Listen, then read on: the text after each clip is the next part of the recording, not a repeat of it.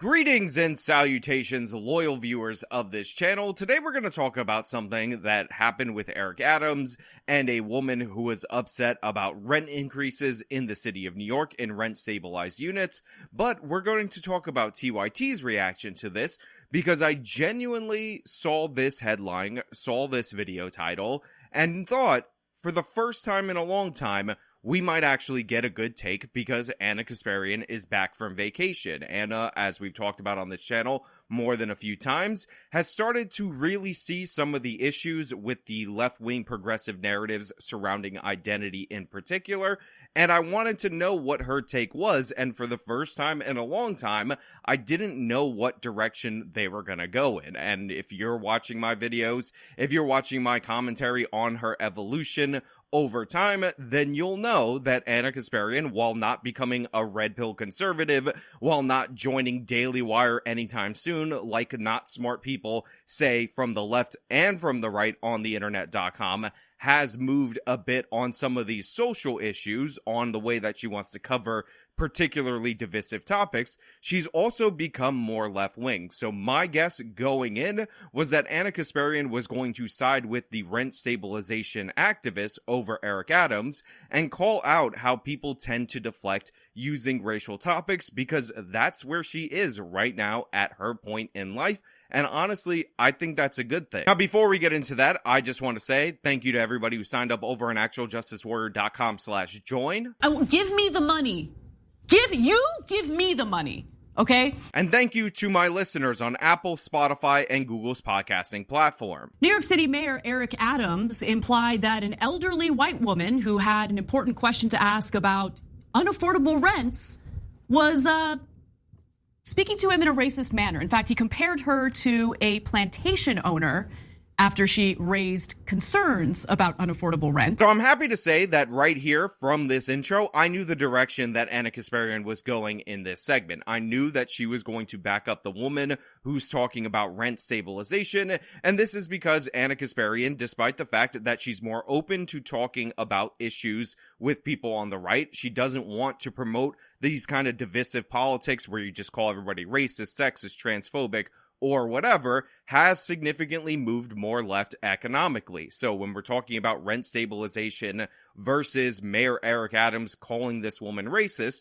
in the past, we might have had Ana Kasparian side with the black person, saying that the white woman was an evil white racist, but now she's actually listening to the conversation, noticing that this tactic is being used against her in order to avoid the conversation, and this is something that specifically happened to Ana Kasparian. I remember when I covered that whole thing about Ana wanting to be referred to as a woman, and they called her transphobic and all this nonsense, even though if you actually asked Ana Kasparian her position on transgender stuff, she would likely be among the most progressive on the topic in general, and closer to the American population when it came to sports or these very niche individual issues regarding that specific topic. But again, when she expressed these normal, rational, honestly left of the American population views on this specific topic, that woman Olay actually cut together a compilation of her saying the N-word when she was reading it in quotes during news segments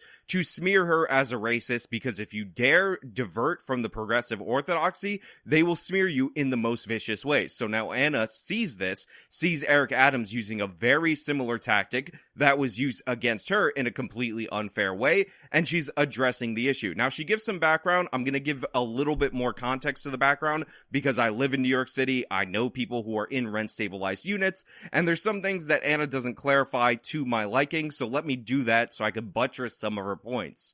Now, before I show you the video, and stick around for it, I do want to give you the context so you understand where this woman is coming from. She has a legitimate concern, and she is representing the concerns of countless New Yorkers who are concerned about rents increasing. So landlords will be able to increase rent by 3% on one-year leases. They will also be able to increase rent by 2.75% for the first year on two-year leases and 3.2% for a second year. The rent increases apply to new leases signed on or after October 1st of 2023. So this has to do with the rent stabilized units in the city. There are about 1 million of them. And there is a board that makes a decision as to how much rent can be increased at any given time. So what Anna said right there is true. We're only talking about rent stabilized units, which are actually different from rent control units. And essentially, the way that rent stabilized units work is that they take an assessment of the income and of the rent in the area when it's built, and then they lock in the rent as a lower percentage of what is deemed to be the market rent. And historically, they've only allowed an increase year over year of 1.5%. And this has been true. And by the way, I know people who have signed up for these rent stabilized apartments for decades. We have not seen a significantly higher raise in rent than 1.5% consistently in any given year. So typically, a rent stabilized apartment would quite literally be one of the most stable rent apartments that you can get in the city of New York. Now, this is not to be conflated with rent control. This has nothing to do with rent control. This is all about stabilization, which is in a different category in the city of New York. However, in back-to-back years, we actually saw rent increases being approved by the rental board for the first time in decades in the city of New York of closer to 3%. And this 2023 increase that passed through is actually the second back-to-back year that this was added. And for those of you who don't understand why it's a different percentage for 1 year versus 2 year leases, this is because you can only rent a rent stabilized unit on a 1 year to 2 year basis. So again, historically, the maximum amount of rent increase consistently for decades without any change has been 1.5% over the previous year's rent. However, they bumped it up to 3% and then basically 3% again going forward into this year. This is very unusual in the city of New York, and these rent stabilization activists are very angry about it. And this is a board that is comprised of people that are appointed by members of City Hall. Eric Adams is the mayor. He's in charge of City Hall. So yes, he does have some influence on this, and he could hold this board accountable if he didn't like what they were doing. Now, a woman stood up to ask a question about this. She is noticeably frustrated with good reason. This has to do with housing. This has to do with people being able to live in a safe place. And Eric Adams was not amused by it. Let's watch. Before and after you supported those rent increases, in Nassau, they had a 0% rent increase. Why in New York City, where the real estate is controlling you, Mr. Mayor, why are we having these horrible rent increases last year and this year? So this woman's a little aggravated. She's a little angry. She is a rental activist, for those of you who are unaware. So she advocates and champions for these issues. And she's also 82 years old. And a lot of elderly people who have these rent stabilized apartments are on a fixed income. So big shocks in their rental income end up being problems specifically for these people. Now, the rent stabilization program, in my opinion, is inherently corrupt. I think it creates housing shortages and all kinds of problems. But the point is, this is a legitimate issue to bring up under the current governing bodies that we're talking about that are relevant to these issues. And one of the things that she brought up is that Nassau County, which is right outside of New York City, it's right on the border of Queens, one of the 5 boroughs of New York City, actually did not have any change at all. Their rent board did not approve an increase of this magnitude. They actually did a 0% increase. And she's saying, why isn't this applicable to the residents of the city of New York? Why did you decide to raise the rent when they didn't do that? Also, I want to factor this in. We have population decline in the city of New York since the Black Lives Matter riots. About 400,000 people have left the city of New York. So we're not in a situation where there's all this additional demand for rental units and thus a corresponding rent increase on behalf of the landlords who have agreed to this stabilization program seems like it's necessary. So it just seems like they're trying to get away with what they're trying to get away with. And this is something that she's confronting Eric Adams, who is presenting himself as a left-wing mayor. Sure, he ran a little bit more right-wing on criminal justice, but on economic policies, he's all about spending the government money to achieve whatever aim that he wants. So this is a perfectly legitimate question, and Eric Adams should answer that legitimate question. Okay, first, if you're going to ask a question, don't point at me and don't be disrespectful to me. I'm the mayor of this city, and treat me with the respect I deserve to be treated. I'm speaking to you as an adult. Don't stand in front like you treated someone that's on the plantation that you own. Isn't it so wonderful when someone asks you a question that makes you uncomfortable, you could just weaponize race to shut her down? That's exactly what happened there. Now, normally I would have cut to myself, reacting specifically to the ridiculous thing that Eric Adams said, his response saying, oh, don't point at me like I'm on the plantation. But Ana Kasparian just delivered the A+ commentary right there. And again, this is an issue that really bothers her. It's an issue that really bothers me, but for different reasons. And she's perfectly valid in her pointing out what Eric Adams is doing. So this one has a little bit of nuance, not a lot. So the little bit of nuance is, yeah, it's true that a lot of times some folks talk down to minorities, and they do it in a way that is grating on the nerves in every imaginable way. So Cenk's take here is horrible. I know he's trying to say he's adding nuance, but in reality, in actuality, what Cenk is doing is obfuscating the issue in a similar way that Eric Adams did. It's happened to me a little bit, but my God, I've seen it happen to black people in a way that is maddening, okay? So that's your context, and I get it. No, Cenk, a general vague assertion that talking down to minorities is a thing, and that somehow the context that this interaction inhabits is not a good argument for what happened. Mayor Eric Adams was asked a perfectly legitimate question. He did not want to answer the question, so what he did was call the woman racist. He talked down to her. That's what happened. We all saw it on video. There is no nuance to be had here. You seeing a random black person being talked down to by a white person has no impact on this, Cenk. It's not relevant to what we're talking about. It's completely isolated, and it doesn't factor in the fact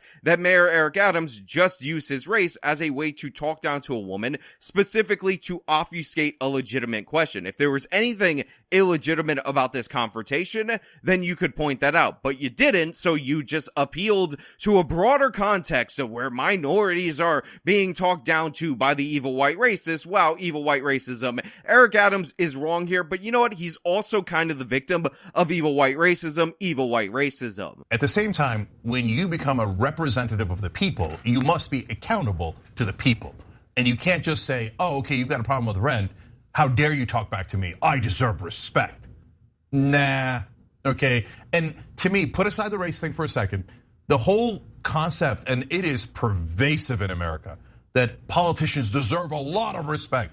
I loathe it. I agree with Cenk that even if you put aside the race, the idea that you have to worship politicians and all of this is ridiculous and absurd. I remember when people would say, respect Trump, respect him because he's the president, don't criticize him in that way. Never really got on board with that. Don't get on board with it with Obama, Biden, Bush, any of these people. That being said, the reason why my respect has gone up for Ana Kasparian in comparison to somebody like Cenk Uygur is because Cenk seems unwilling to the extent that Ana is willing to confront the reality that some people who happen to be minorities like leveraging that minority status in order to get out of accountability. Ana Kasparian said it straight up in the open. You could have basically scripted that from one of my videos and it would have been the exact same commentary. And again, I know people are going to say, oh, Ana did this in the past, Ana did that in the past. We like to give people room to grow. I disagree with Ana vehemently on a bunch of different topics. However, when you approach something in good faith, even if you're completely on the other side, again, Ana is moving more towards a Marxist on economic issues. I can't stand that. You can still get credit. I can still argue the point. I can interact with left-wing people in a positive way while vehemently disagreeing with them, and it's nice to see Ana Kasparian move towards that direction where she doesn't want to inflame racial tensions. She wants to bring people together on the common issues. Those happen to be left-wing economic policies that she thinks can unite people. Cenk really trying to avoid the topic right here. Let's be honest. I loathe it. I don't think they deserve that at all, at all. And I've seen people go into Congress and then all of a sudden say, I'm a congresswoman or I'm a congressman now. Who gives a damn? You're the same person, right? So again, Cenk just goes on his rant. He has his Cenkisms where he's like, at all.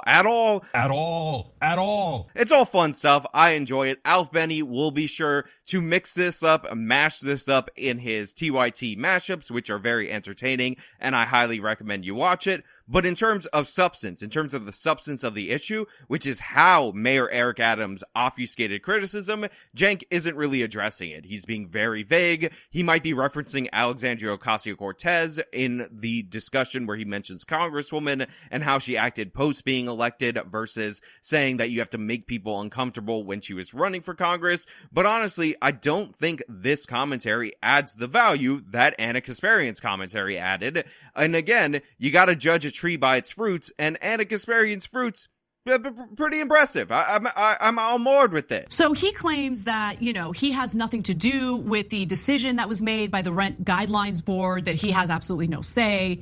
I would venture to say that the mayor of the city could, you know, apply some pressure and look out for the people of New York. But he claims that hands off, I have no say in this whatsoever. That's his argument. He insists. Now look, Anna's not wrong here. She's not incorrect. The mayor does have influence on the Rent Guidelines Board. I just wish she would point out that the influence is direct influence. They are 9 members appointed by the mayor of the city of New York. Who is the mayor of the city of New York? Oh yeah, that would be Eric Adams. Now you could argue that Mayor Eric Adams can't just replace them. That time has not come yet. But the thing is, you could threaten, if you actually didn't want the rent increase to go up, to replace the board members when their time comes due and you need to reappoint members to that rent board. So Eric Adams definitely does have influence over this. The woman was directing her criticism to the correct person, and Eric Adams obfuscated the issue by calling her an evil white racist. And by the way, I think I found somewhere that this woman was in fact actually Jewish, not white,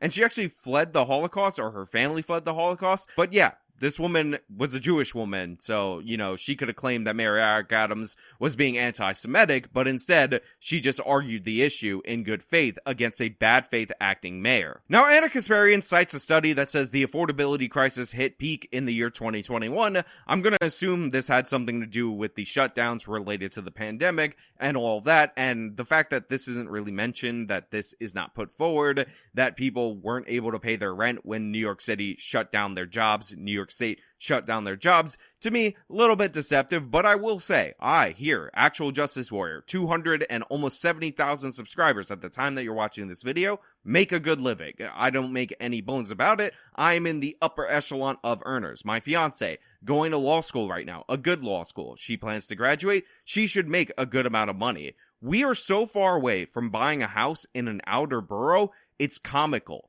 We can't even lock down a condo in the city of New York at this point in time, which seems absurd. I'm constantly looking at different places with different spaces so that I can move out of my bedroom, not shoot in front of my computer, which, by the way, people said I should move that. There is nowhere to move that to in my New York City apartment. This is my editing desk, and there is basically no other place, no other angle I could point this camera where the shot even looks remotely decent. So what we're trying to do is buy something with good salaries in the city of New York, making good money going forward. And guess what? We're probably years away from that. I'm years away from having a separate room for my job that generates a good salary. I'm years away from having a nice studio where I could bring people in and we could do conversations in person, which is a future dream that I aspire to that I don't think I'll ever be able to reach. Now, that being said, I think the reason why is because all of the building restrictions, all of the regulations, all of the things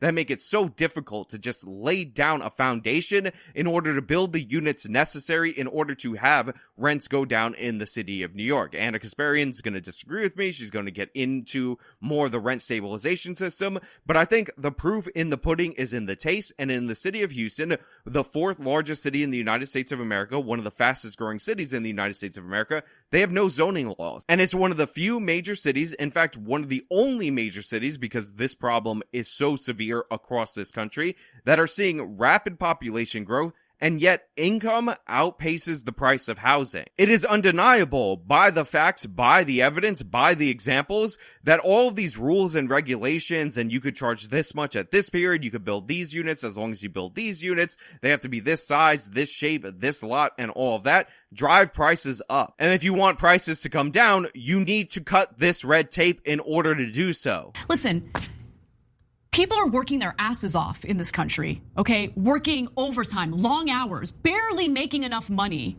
to afford housing, okay? They did everything right, they followed all the rules, and they can't even afford to put a roof over their heads. Goddamn right they're angry. And for any politician, anyone who signed up for this, who ran to sit in the seat that Eric Adams is in right now, to deflect and immediately imply that someone is racist because she dare ask you a question in an aggressive way, I'll grant him that, in an aggressive way, about this very real and serious issue, it's just infuriating. I'm sick of all of it. Okay, I'm sick of these politicians who run for public office, run to be public servants, and end up being anything but. You know, it used to be that I would play 10, 15 seconds of Ana Kasparian. She would say something ridiculous, incendiary, and I would cut in with my commentary. But now I can play clips of Ana Kasparian, and she's just 100% right. And you can see the frustration there. She's realized the veil has been lifted, what these people are doing, what these politicians are doing. They're using something. And by the way, Ana cares very deeply about racial inequality in this country.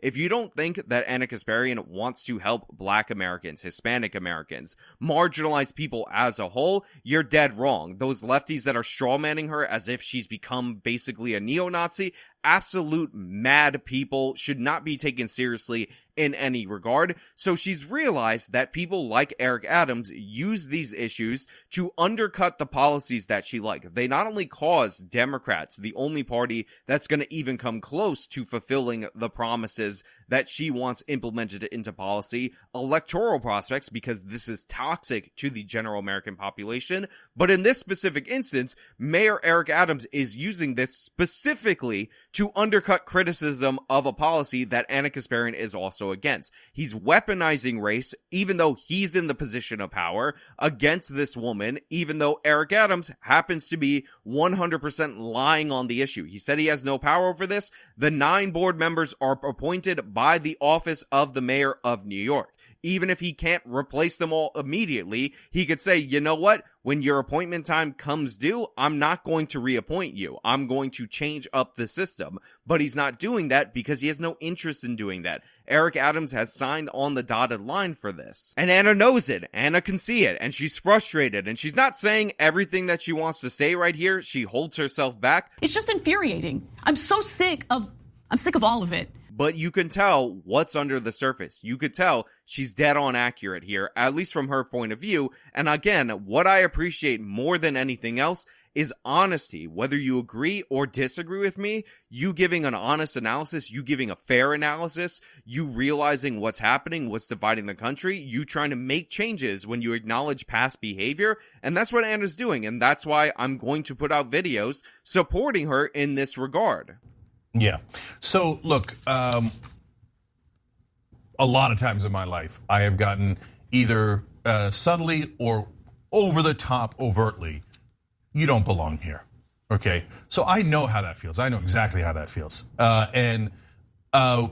I have sympathy for that. Again, Ana Kasparian lays out a stellar argument. She makes her position clear. She sees what's happening, analyzes it, and tells you her thoughts based on that. And then you cut to Cenk, and Cenk's like, you know, I have a lot of feeling. I've been told, I don't know if you guys know this, that I don't belong here a lot of times in my life, implying that there is some racism, that what Eric Adams did in any way, shape, or form is legitimate, and it's just absurd. Now, I will say, Cenk Uyghur's an immigrant. He might have felt that as an immigrant. He's Turkish, not a common ethnic group in the United States of America, but Mayor Eric Adams is Black. Mayor Eric Adams is a natural-born American citizen. It is very hard to date back people's origin in this country unless you descend from the settlers of this country further back than Black Americans in the United States. As far as I know, he doesn't really have a Caribbean background. He doesn't really have an African background unless we're going way far back. So Eric Adams is the black guy. The idea that people are going to say black people don't belong in New York City, kind of absurd. This is not a thing that happens, so it's not really applicable, even though he's a minority to him. So there's almost no credence to what Cenk Uyghur is saying right here. He's just trying to minimize what Eric Adams did because Ana Kasparian is going hard and he's not ready to commit. And honestly, again, I have to point out, Ana historically has been led to certain positions by Cenk Uyghur. Ana right here is the one leading the charge. She is making herself distinct from Cenk. Cenk throws in his faux nuanced positions right here. And guess what? Ana's like, no, listen, it's wrong. What he did was improper. What he did is kind of disgusting, and I'm going to stand up for the person who's advocating for the policy that I want, not the politician who's trying to use bad faith racial smears in order to obfuscate responsibility for his role in implementing what Ana believes to be is a bad policy. But if you become an elected representative, you must represent those people. And you must take their criticism. Look, we do a talk show here, and we take your guys' criticism all the time, right? And we deal with it, and we explain it, we agree, we explain the parts we agree and disagree, etc. You can't go around saying, how dare you bring up a perfectly legitimate issue and a critique of me, and then hide behind any issue, but yes, including race. And you say, oh, you can't, what do you mean hide behind race? That's outrageous. What do you mean? You think Clarence Thomas didn't hide behind race? My responses write themselves. Cenk, so weak in this moment. Cenk, who pretends to be a tough guy. He's the fighter for left-wing values. Listen to how he talks. Listen to how his voice lowers when he's like, you can't take a legitimate criticism and hide behind any issue, including race. I don't want to mention that a black person is hiding behind race. And then he pivots to a conservative black guy. Then he pivots to somebody else. He's like, hey, everybody, you guys all hate Clarence Thomas, right? Let's talk about Clarence Thomas. You think Clarence Thomas doesn't do this? Look, right wing does this all the time. Right wing black people, terrible. But I don't want to talk about a Democrat who's left wing who did something on video that's disgusting in order to undercut what is actually progressive economic policy. No, but Clarence Thomas, what a dirtbag. I mean, come on. The guy's black and on the Supreme Court, and he always hides behind race whenever anything comes up. Wow, Clarence Thomas, such a bad guy. Can we just, for a second, acknowledge the power dynamic in this exchange? Yeah. He's the mayor of New York City. Let's just consider that power dynamic. That's it. Okay? I mean, we're not talking about some rich, privileged white woman who comes across an impoverished black person and yells at him for no reason. This is a powerful man. He is the mayor of the largest city in this country, and she has a legitimate concern and is representing a concern for countless New Yorkers. To brush her off as someone who just sounds like a plantation owner so you don't have to answer the question, it's pretty gross. Now, of all the years that I've covered the Young Turks, of all the reactions that I've done to different videos, of all the bad takes that I've taken down over the history of this channel, and even beyond that, before I had this channel, when I started watching TYT back in 2009, I would never describe Ana Kasparian as I'm describing her right now, which is somebody who is a laser focus on the issues that she cares about. She is not being distracted by Cenk's deflections, his minimizations, his whataboutism when it comes to Clarence Thomas. She is zeroing in on the fact that Eric Adams did this, it was wrong, and she's pointing out that the way the left typically talks about these issues is in terms of power dynamics, and Eric Adams is the mayor of the largest city of New York, so the fact that he's playing victim when confronted with a question by an elderly woman is actually against the power dynamics that they try to fight against. She's not playing into everything being subject to a racial hierarchy here, and again, I appreciate that, and this is very much in line with Ana Kasparian's move in rhetoric, move in how she views the other side of certain issues, move in how she views her side on specific issues, while she's consistently moved leftward in terms of economic policy. This is not Ana Kasparian becoming a conservative or being red-pilled. I need to say that over and over again because people on my side and people on the left side of the political spectrum like to hit people in this way. They like to smear them in this way or praise them in this way, and it's just not accurate. And he didn't. He never answered the question. And so, look, here, again, I'll use myself as an example, and it's not at all an exaggeration. I've literally had somebody grab me by the elbow and walk me out of a place saying you don't belong here, okay? Again, notice what's being done right here. Notice what's happening. Ana Kasparian focused on the issue at hand, calling out Eric Adams for what he's doing. Cenk acting cowardly in comparison. He goes to a personal anecdote. He's done that each and every time after Ana Kasparian has talked and said, oh, I know as a minority what it's like to be not allowed in a place because, you know, evil white racism. There is evil white racism. I'm not trying to say there's no evil white racism. I'm just trying to say that Eric Adams is what he did was wrong, but not actually call him out and deflect each and every time off the topic. Look at the focus of Ana Kasparian and look at the cowardice of Cenk fully on display, and you will see why Anna's going to get all the praise in this video, why she's going to be looking nice in the thumbnail, and why Cenk might not even be featured in comparison. Also, context matters. Now, let me give you the other side of the context.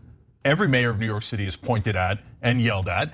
I mean, Eric Adams, who is actually a moderate to conservative Democrat, you want to see somebody getting yelled at, Bill de Blasio was yelled at. The former mayor of New York, who is a more progressive Democrat, was yelled at and pointed at 1,000 times, 10,000 times. So are mayors of New York yelled at? Hell yeah, they are.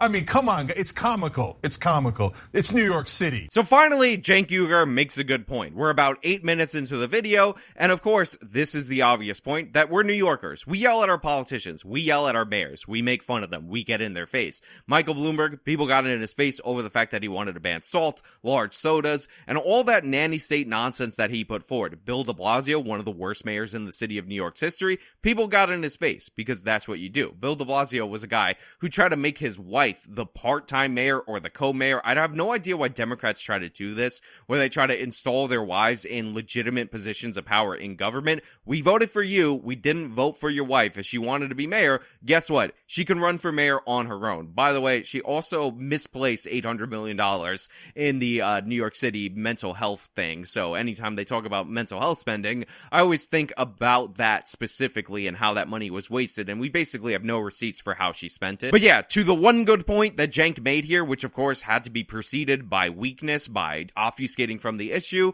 mayors of New York get yelled at, and that's because we're New Yorkers. That's how we do it. By the way, last week, Eric Adams vetoed a package of 4 bills by the New York City Council that would have expanded the city's rental voucher program. Maybe that's why he immediately went to the race card to essentially avoid having to answer any questions. And to close this segment, you have Ana Kasparian after Cenk's weak first part of his answer, and then finally the one good point he made throughout this video, pointing out that Eric Adams specifically vetoed a bill specifically related to rental vouchers last week or 2 weeks ago. I already forgot what she said, doesn't matter, but the point is, Ana Kasparian said, then he played the race card, and she's right about that. That's what Eric Adams did. Look, I have a whole host of problems with the Young Turks. You guys know it. I've made videos about them before. I have a lot of problems with figures in the online left-wing media. However, you gotta give credit where credit is due. When you see a segment where somebody addresses something that you've been concerned about, a negative critique that you've had of them in the past, and they do it in a way that you wanted, they actually start to change, and they actually start to become more honest, you have to recognize that. There's a reason why I'm much more critical of Cenk trying to obfuscate the issue, much like Eric Adams, and I'm praising Ana Kasparian because I notice those differences. The fact is, a lot of people will come out and say, you know what, I want to talk to the other side. I want to bridge the gap. I want to work on issues of mutual concern. However, what you find when you look at their content, what you find when you're judging that tree by its fruits, is that they're doubling down on the other side is evil in every possible regard. They're doubling down on pushing divisive narratives, and Ana Kasparian is not doing that. We're actually seeing the change in her. She's producing retractions, and they're good retractions. We covered poor retractions from Ana Kasparian in the past, but she's actually doing the right thing. She's acknowledging bias that she has. She's not moving to the right or anything like that, but she's trying to commit to a more honest political conversation, and again, that's something that I'm on board with. But hey, those are just my thoughts. Let me know your thoughts down in the comments below. If you liked the video, show them by leaving a like. Subscribe for more content. Follow me on all my social medias. Support me via the support links in the description of this video. This is me been talking about Ana Kasparian doing something good. Again, 2 for 2 back-to-back videos of Ana doing good when I covered the Young Turks on this channel. It's amazing. Till next time.